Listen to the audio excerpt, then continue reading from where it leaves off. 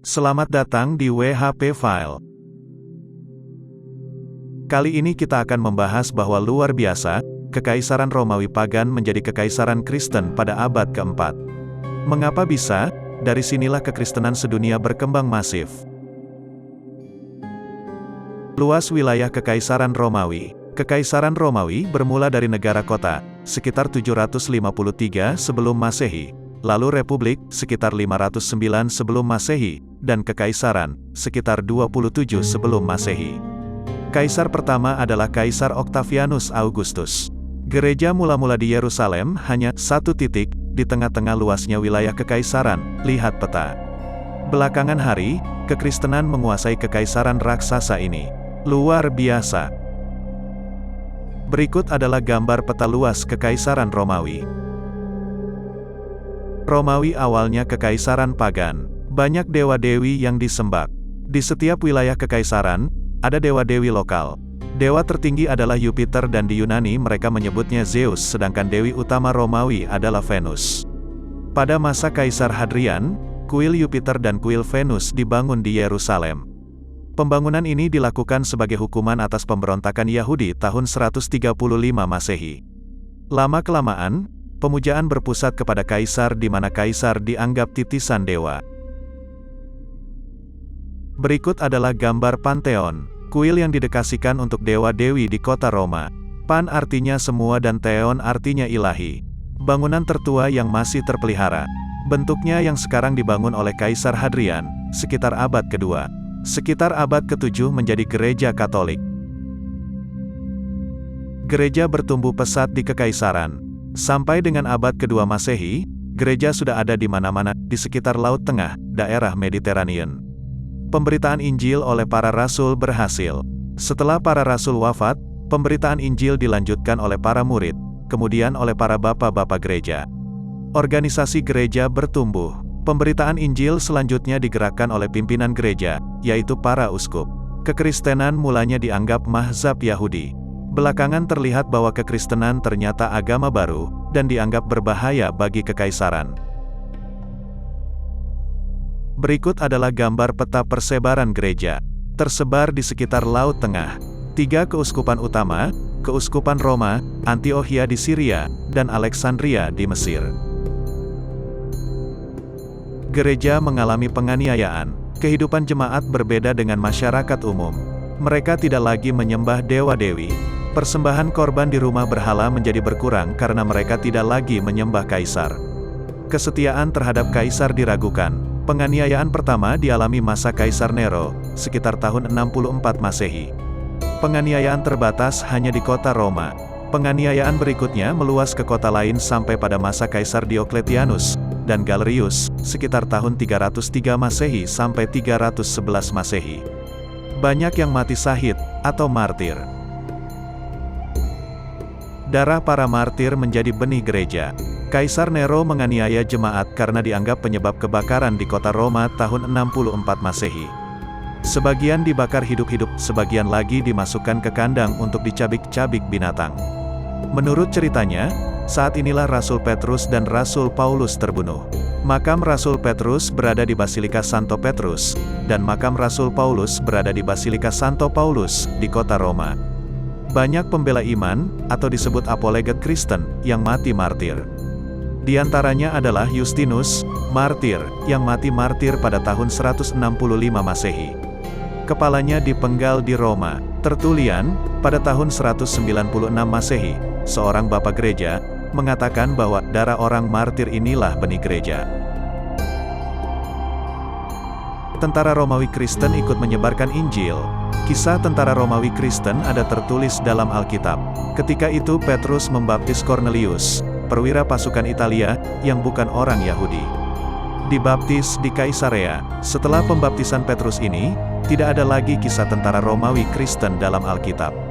Dugaan bahwa tentara Romawi Kristen ikut menyebarkan Injil berasal dari temuan arkeologi.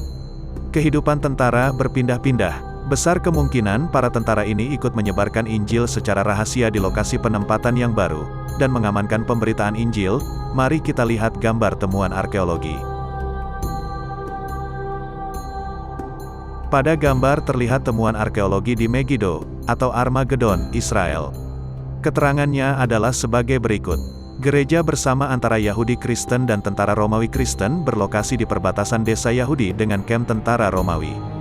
Diperkirakan abad kedua, dibangun dengan sumbangan tentara Romawi. 1. Simbol awal kekristenan. Gambar ikan. 2. Tulisan, yang artinya, didedikasikan kepada Tuhan Yesus Kristus. 3. Tulisan, yang artinya, sumbangan dari tentara Romawi. Mari lihat gambar, temuan arkeologi di Inggris. Tanda salib di reruntuhan barak tentara Romawi berlokasi sebelah utara England, atau Inggris, dekat tembok Kaisar Hadrian, yang berbatasan dengan Skotlandia. Visi dan mimpi Kaisar Konstantin. Pada masa Kaisar Diocletianus, kekaisaran dibagi atas 4 wilayah. Dalam perjalanannya, masing-masing penguasa wilayah ingin menjadi penguasa tunggal. Kaisar Konstantin, yang merupakan penguasa wilayah barat, berperang dengan Maxentius, penguasa wilayah pusat, Roma. Sewaktu memasuki Roma, di jembatan Milvian, Kaisar Konstantin mendapat visi tanda salib di atas awan. Malam harinya dia bermimpi. Tuhan menjelaskan visi tersebut, yaitu, dengan perantaraan tanda salib ini Konstantin akan memenangkan pertempuran. Kaisar Konstantin berhasil menaklukkan Maxentius tahun 312. Kisah ini terdapat dalam biografi Kaisar Konstantin yang ditulis Eusebius, seorang uskup, tangan kanan Kaisar. Lihat gambar, ilustrasi visi tanda salib yang dilihat Kaisar Konstantin. Keputusan, atau edik, Milano tahun 313 Masehi. Setelah mengalahkan Maxentius, Kaisar Konstantin membuat perjanjian damai dengan Licinius, iparnya, penguasa wilayah timur. Mereka mengeluarkan keputusan, edik, Milano tahun 313, pengakuan bahwa kekristenan yang selama ini ilegal, sekarang diterima di kekaisaran. Aset gereja yang dirampas, dikembalikan. Yang hancur diperbaiki. Mulai saat ini terjadi perdamaian antara gereja dengan negara, setelah hampir 250 tahun gereja mengalami penganiayaan. Konstantin sepenuhnya menjadi Kaisar Romawi setelah mengalahkan Licinius. Seluruh kuasa ada di tangannya. Kaisar Konstantin Kaisar Romawi Kristen pertama. Sebagai Kaisar Kristen, Konstantin mulai melakukan konsolidasi gereja. Terdapat berbagai aliran yang menimbulkan konflik di dalam gereja. Konstantin mengundang uskup dalam konsili, atau sidang gereja, di Nisia tahun 325. Nisia sekarang bernama Iznik di Turki. Ada sekitar 300 uskup hadir. Agenda konsili yang utama adalah membahas kontroversi ajaran Arianisme. Hasilnya, Arianisme dilarang. Dihasilkan juga pengakuan iman percaya yang menjadi dasar pengakuan iman percaya gereja saat ini. Dalam sejarah gereja, konsili Nisia dianggap konsili yang pertama. Ada sebanyak 7 konsili oikumene, yang diakui gereja sedunia sampai abad ke-8. Setelah itu konsili dilakukan oleh masing-masing aliran gereja. Gereja menjadi gereja negara masa Kaisar Theodosius. Meskipun sejak Kaisar Konstantin gereja sudah diterima di kekaisaran, penyembahan dewa-dewi masih diperbolehkan. Barulah setelah Kaisar Theodosius, tahun 380 Masehi, penyembahan terhadap dewa-dewi dilarang, dan agama satu-satunya yang diakui di kekaisaran adalah agama Kristen. Gereja menjadi gereja negara. Paham gereja haruslah sesuai dengan paham gereja negara. Romawi Barat dan Romawi Timur. Setelah Kaisar Theodosius mangkat tahun 395, wilayah kekaisaran terbagi dua, yaitu wilayah timur dan barat.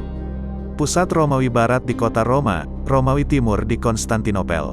Kaisar bertempat tinggal di Konstantinopel, sejak Kaisar Konstantin tahun 330 memindahkan ibu kota dari Roma ke Konstantinopel. Romawi Timur lebih maju dan solid, sementara Romawi Barat makin lemah. Terjadi kekacauan di Barat, yang berujung pada runtuhnya Romawi Barat pada tahun 476.